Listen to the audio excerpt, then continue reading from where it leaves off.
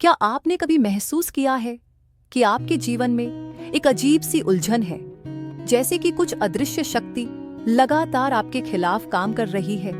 क्या आपके संघर्ष इतने गहरे हैं कि आपको लगता है जैसे कोई अंधेरा आपको हर तरफ से घेर रहा है, आपकी शांति और आत्मविश्वास को चुराने की कोशिश कर रहा है? आप पूरी कोशिश कर रहे हैं, फिर भी हर बार एक अदृश्य बाधा आपके रास्ते में खड़ी हो जाती है। ये सवाल उठता है, क्या यह सिर्फ आपकी किस्मत है या इसके पीछे कोई ऐसी चाल है जो आपकी आत्मा को टूटने और हार मानने के लिए मजबूर कर रही है? आज के इस संदेश में हम उस दुश्मन की पहचान करेंगे जो हमारी आत्मिक स्वतंत्रता पर हमला करता है। हम जानेंगे कि शैतान की चालों का कैसे सामना किया जाए और उसके विरोध में खड़े होने का क्या मतलब है। बाइबल कहती है, शैतान का विरोध करो और वह तुमसे भाग जाएगा। याकूब 4 के 7। ये सिर्फ शब्द नहीं है, बल्कि एक सामर्थी वादा है जो हमें हर अंधकार और हर बाधा पर जय पाने का रास्ता दिखाता है। आपसे निवेदन है कि इस संदेश को शांत मन से सुने और यदि संभव हो तो हेडफोन का उपयोग करें ताकि आप इस संदेश की हर भावना और गहराई को अनुभव कर सके। अंत तक जरूर सुने, क्योंकि हमारे पास आपके लिए एक विशेष प्रार्थना है जो आपकी आत्मा को मजबूत करेगी और आपके जीवन में चमत्कार लेकर आएगी। इसे मिस न करें। अब सुनिए, जीवन के संघर्षों में हर कोई कई बार थकान महसूस करता है। कभी कभी समस्याएं इतनी बड़ी लगने लगती हैं कि हमारे पास कोई रास्ता नहीं दिखाई देता, विशेष रूप से जब हम बीमारियों या किसी और मानसिक और शारीरिक पीड़ा से गुजर रहे होते हैं। ऐसी स्थिति में हम सिर्फ परमेश्वर के सामने गिड़गिड़ाने लगते हैं, जैसे कि भीख मांग रहे हों। लेकिन क्या यह सब कुछ है जो हमें करना चाहिए? क्या हमें सिर्फ रोना है और कुछ नहीं? आप जानते हैं, परमेश्वर ने हमें अधिकार दिया है। हमें सिर्फ भीख नहीं मांगनी है, हमें उस अधिकार का भी उपयोग करना है जो परमेश्वर ने हमारे जीवन के लिए दिया है। बाइबल हमें सिखाती है कि परमेश्वर के लोग अधिकार और शक्ति के लोग हैं। हमें अपनी समस्याओं का सामना करना चाहिए और उनके ऊपर अधिकार जमाना चाहिए। जब हम ऐसा करते हैं तो हम उस आत्मिक शक्ति का उपयोग करते हैं जो हमें दिया गया है। आप में से कितने ऐसे हैं जिन्होंने अपने जीवन में कुछ ऐसा अनुभव किया है जो बार बार घटित होता रहता है? हो सकता है आपने सोचा हो कि यह अपने आप ठीक हो जाएगा, पर ऐसा नहीं हुआ। आप बार बार समस्याओं को नजरअंदाज करते रहे, लेकिन वो आपकी जिंदगी में दोबारा से लौट आती है और तब तक आती रहती है जब तक आप उन्हें गंभीरता से नहीं लेते। मैं आपको अपने अनुभव से बताती हूँ। एक बार मुझे हल्की सी खांसी हो गई थी। मैंने इसे नजरअंदाज कर दिया, सोच लिया कि थोड़ी सी अदरक की चाय पी लूंगी और ठीक हो जाऊंगी। लेकिन शाम होते होते खांसी बढ़ने लगी। मैं फिर से इसे नजरअंदाज कर गई और सोचते रही कि यह खुद ही ठीक हो जाएगी। 1 दिन बीता, फिर 3 दिन बीत गए और फिर यह 1 हफ्ता बन गया। धीरे धीरे खांसी ने मेरे जीवन पर प्रभाव डालना शुरू कर दिया। मैं रात में भी खांसते रही और मेरी पसलियों में दर्द होने लगा। मेरे पास कोई उपाय नहीं बचा था। मैंने डॉक्टर के पास जाना शुरू किया।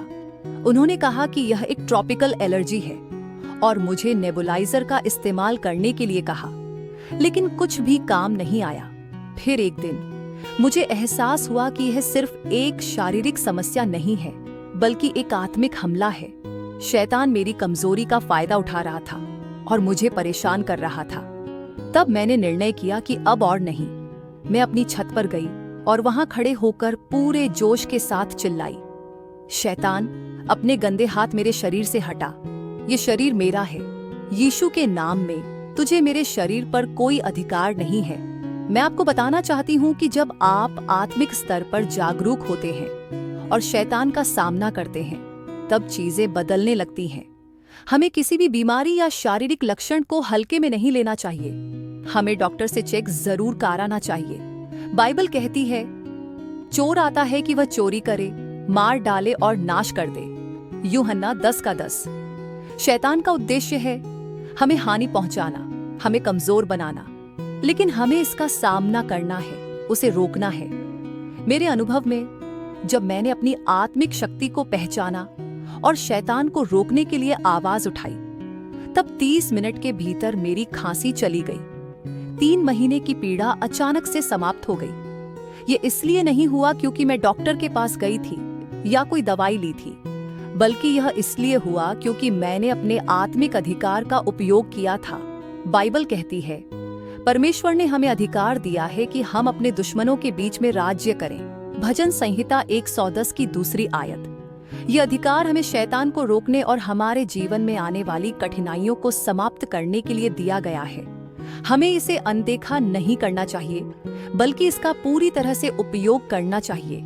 आइए हम अपने जीवन में अधिकार को पहचानें और उसे जीना सीखें। हमें केवल शांति से बैठकर समस्याओं का सामना नहीं करना है, बल्कि उन्हें चुनौती देनी है, अपने अधिकार को जताना है और शैतान को हमारे जीवन से दूर भगाना है। तो आइए मेरे प्रिय ख्रिस्त विश्वासी भाइयों और बहनों, इस समय हम सब प्रार्थना में एक साथ जुड़ते हैं। अपने दिल को खोलें और उन सभी को याद करें जो प्रार्थना की जरूरत में है, चाहे वह आपके परिवार में हो, दोस्त हो या आपके आसपास कोई भी हो। अब अपनी आंखें बंद करें और पूरे विश्वास के साथ परमेश्वर के सामने आए।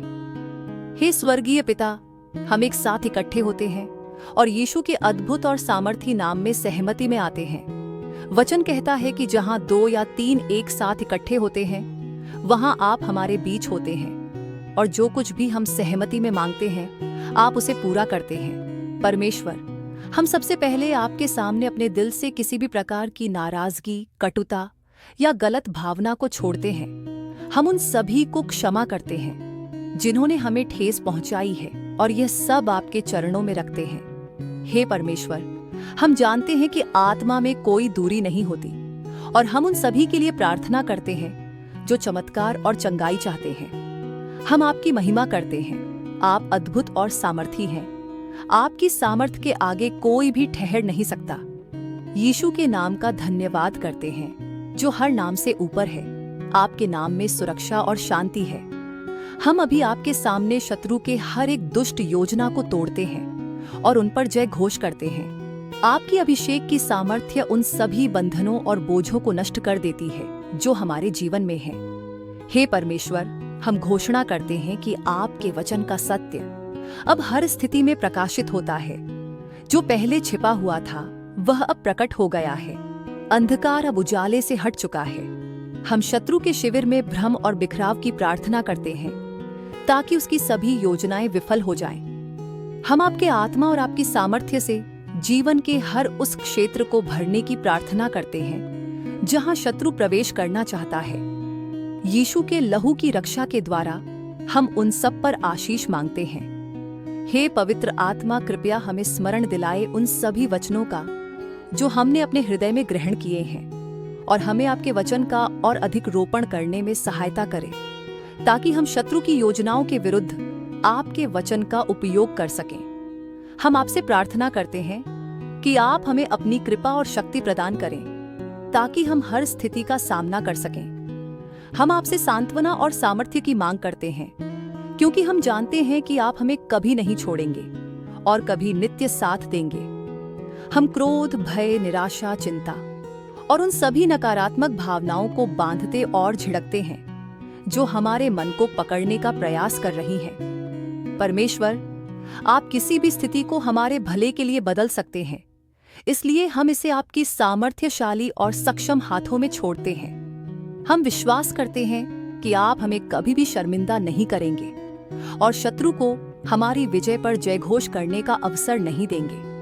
परमेश्वर, हम आपके आशीर्वाद और रक्षा के लिए धन्यवाद करते हैं जो आपने हमारे और हमारे परिवार के ऊपर रखा है। जब भी हम आपको पुकारते हैं, आप हमारी रक्षा करते हैं और हमें सम्मान देते हैं। हम आपके वचन की सच्चाई को अपने हृदय में लिखे हुए पाते हैं, इसलिए आप हमें उन लोगों के साथ अनुग्रह प्रदान करेंगे जिनके साथ हमें अनुग्रह की आवश्यकता है। हम प्रार्थना करते हैं कि आप हमारे जीवन में ऐसे लोगों को भेजें जो हमारे साथ कंधे से कंधा मिलाकर खड़े हों। हम यीशु मसीह के द्वारा सभी पर जय और विजय की घोषणा करते हैं जो हमें प्रेम करते हैं। हम प्रकट करते हैं कि जो भी परिस्थितियां हमारे सामने हैं, हम उन सभी पर विजय प्राप्त करते हैं। हम अपने सभी आवश्यकताओं को आपके सामने लाते हैं और यीशु के नाम में उन्हें पूरा हुआ घोषित करते हैं। हम शांति और अनुग्रह को अपने जीवन में बांधते हैं और विश्वास करते हैं कि आप हमें ज्ञान, रहस्योद्घाटन, समझ और वह हर प्रकार की बुद्धि देंगे जो हमें चाहिए। हम जय घोष करते हैं कि शत्रु की सभी योजनाएं असफल और नष्ट हो चुकी हैं यीशु के नाम में। हम विश्वास करते हैं और स्वीकार करते हैं कि जो कुछ हमने प्रार्थना की है वह पूरा हो चुका है और हम पहले ही से आपका धन्यवाद करते हैं कि हमारी प्रार्थना का उत्तर मिल गया है।